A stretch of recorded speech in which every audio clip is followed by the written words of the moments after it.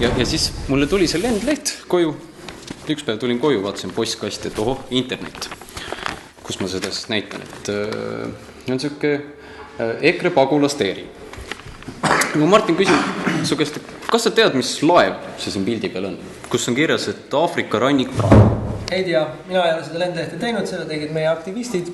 Mul on hea meel, kui inimesed leiavad tegevust ja partei propagandat teevad. Jah, et tegelikult see on internetis, ma olen ka näinud seda laevapilti. Et seda seostatakse siis, nagu siin kirjas on Aafrika rannik praegu küsimusega. Ja see on see info, mis me kaasa võtame. See on see mulje, et opa, üks laev on inimesi täis. Ja siis see laevapilt on võetud tegelikult 91. aastal Albaanias, siis kui režiim oli kokku kukkunud ja laev suundus siis Albaaniast Itaaliasse Parisadamasse. Ja siis see laev oligi inimesi täis ja nüüd siis kasutatakse seda, siin on pildi peal on laeva nimiga kenasti ära kustutatud.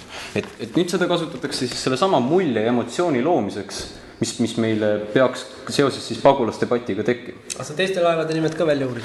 Ei, ma ei uurin, meil ei ole nime siin kuskil. Aga siin on lihtsalt küsimus, mitu naist ja last. Jah, mitu naist ja last leiab piltidelt. Kui ma guugeldan ükskõik missugusest rassist või ükskõik poolt hunniku mehi ja siis panen sama küsimuse, eks ma arvan, et ma ei tea, siin saab järelduse luua, aga see ei aita mul seda kujundada. Siin sees on ka põnevad asju tegelikult. Siin sees on veel uudiseid. Uudiseid laiast maailmast, mis on uudiskeelkirja.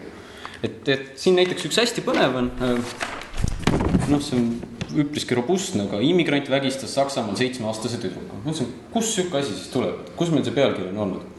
Lõin Google'isse sisse, leidsin buduar.ee, mis siis oli omakorda allikaviitena pand tlvfaces.com.